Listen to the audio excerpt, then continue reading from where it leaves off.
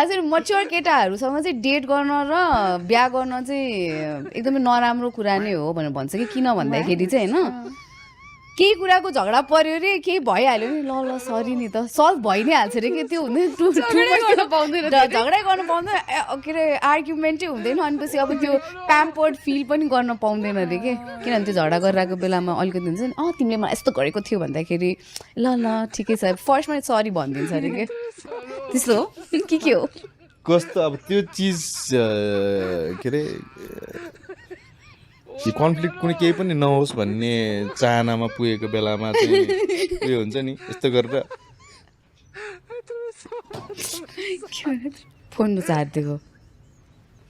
अब झगडा फोन नटिप्ने सुरु गर्ने अब यहाँदेखि तिमी खाली छौ त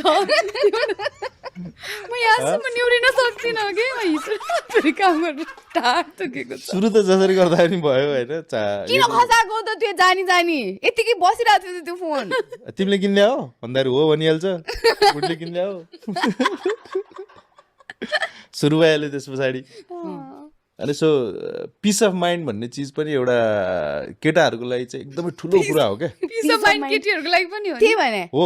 तर पिस अफ माइन्ड चाहिँ केटीहरूलाई पिस अफ केटीहरूलाई त्यति चाहिँदैन होइन उसले अघि भनिरहेको थियो नि त उसलाई पिस अफ माइन्ड चाहिँ एकछिनको केयस पछाडि आउने peace of mind is more valuable भने जस्तो क्या केटाहरूलाई चाहिँ केही नहोस् म आनन्दसँग टिभी हेर्न पाऊँ होइन आनन्दसँग गेम खेल्न पाऊँ होइन बुढीले माया गरोस् ठिक छ नगरे पनि केही छैन किस त धेरै चिजको चाहना भयो एकैचोटि टिभी पनि शान्तसँग हेर्न दियोस् बुढीले माया पनि गरोस् अरू पनि धेरै चिज लास्टमा के भन्नुभयो बुढीले माया गरे पनि ठिकै नै छ तर किस चाहिँ नगरोस् कानमा आएर नघोचोस्